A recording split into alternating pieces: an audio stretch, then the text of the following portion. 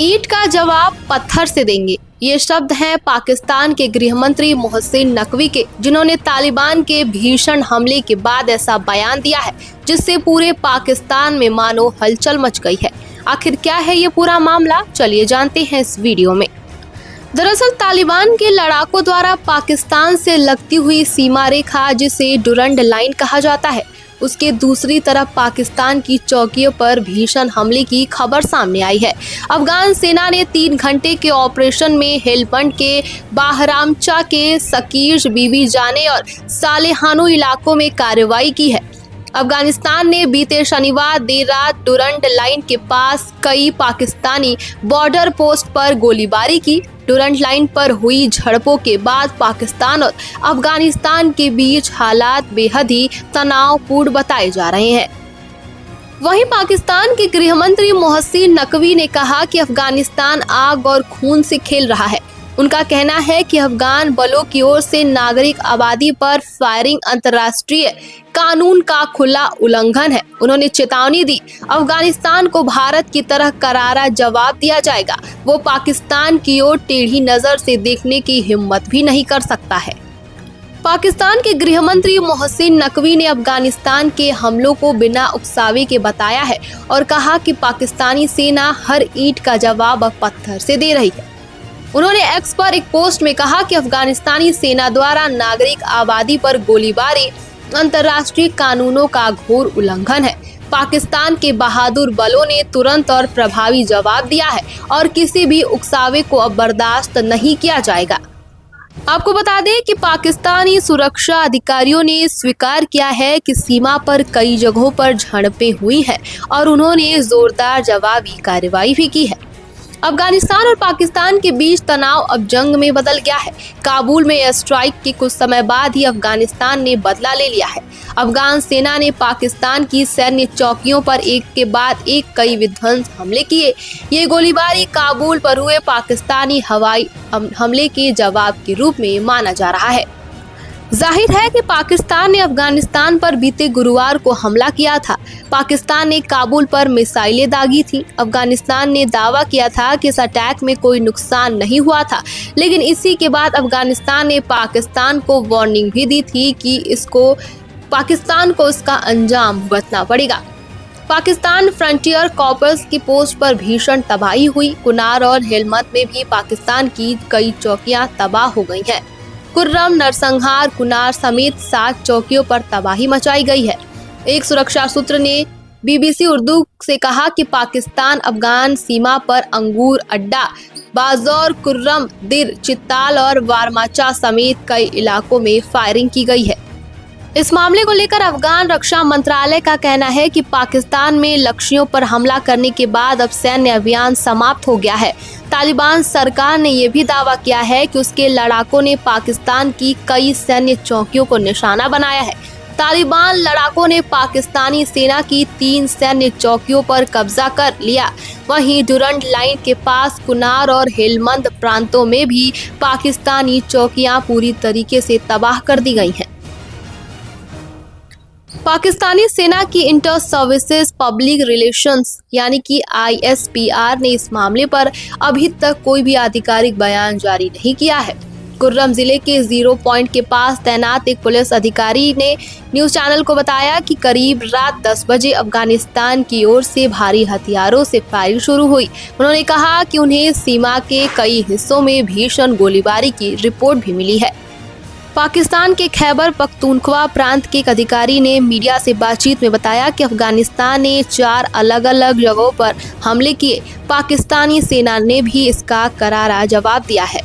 अफगान रक्षा मंत्रालय ने कहा कि हमारा ऑपरेशन आधी रात को खत्म हो गया। अगर पाकिस्तान ने फिर से अफगानिस्तान सीमा का उल्लंघन किया तो हमारी सेना देश की रक्षा के लिए पूरी तरीके से तैयार है।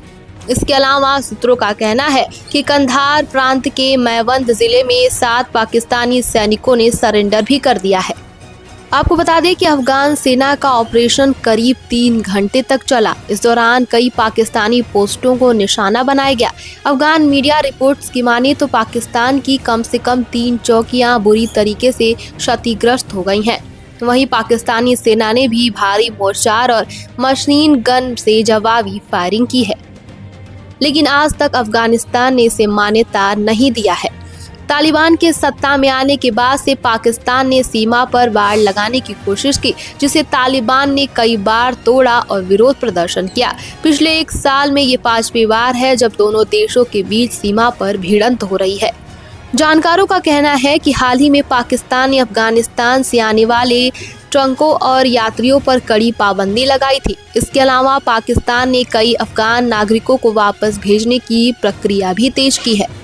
तालिबान ने इस कदम को दुश्मनी करार दिया है और चेतावनी दी थी कि अगर ऐसे कदम नहीं रोके गए तो नतीजे गंभीर होंगे।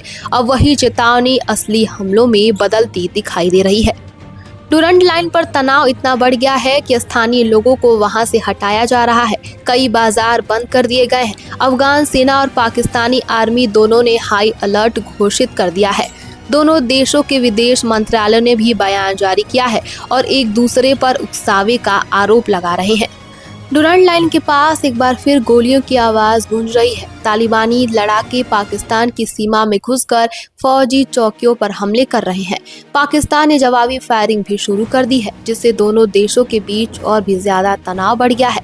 अफगानिस्तान और पाकिस्तान के बीच ये ऐसा विवाद है जो कोई नया नहीं है। ये 2640 किलोमीटर लंबी अंतर्राष्ट्रीय सीमा, जिसे डुरंड लाइन कहा जाता है, दशकों से दोनों मुल्कों के बीच टकराव की वजह बनी हुई है।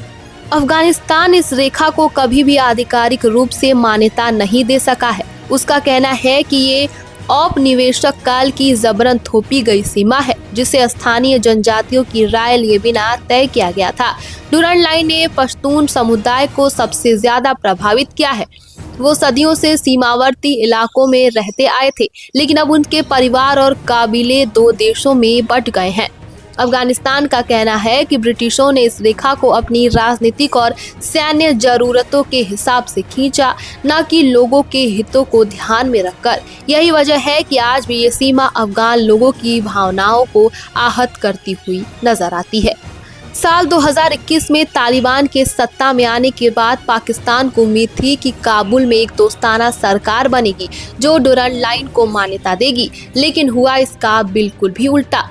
तालिबान ने इस रेखा को अफगानिस्तान की संप्रभुता का उल्लंघन बताया और पाकिस्तान पर आरोप लगाया कि उसने इस क्षेत्र में बाड़ लगाकर सीमा को जबरन तय करने की कोशिश की है।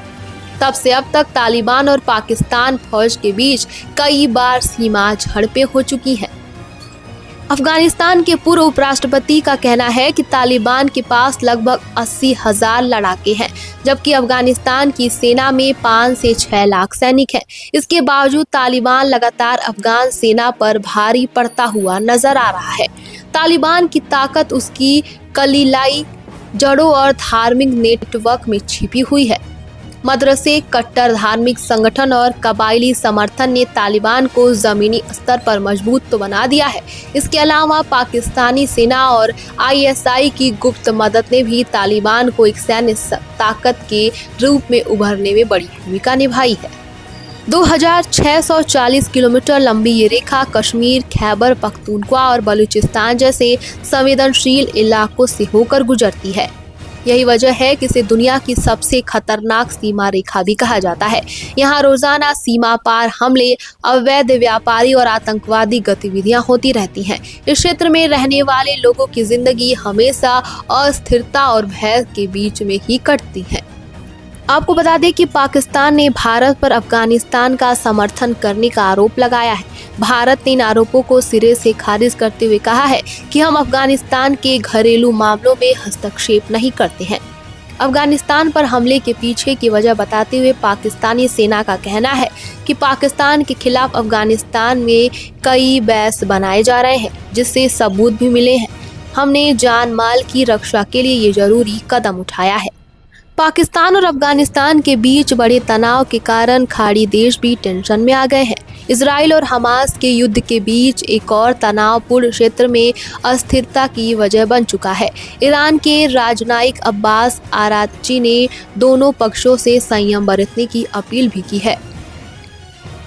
सऊदी अरब के विदेश मंत्रालय ने बयान जारी करते हुए कहा है कि राज्य संयम बरतने के साथ साथ तनाव को भी कम करे। इससे शांति और स्थिरता को बढ़ावा मिलेगा। कतर के विदेश मंत्रालय से भी बयान आया है। कि दोनों देशों को कूटनीतिक बातचीत को महत्व देना चाहिए।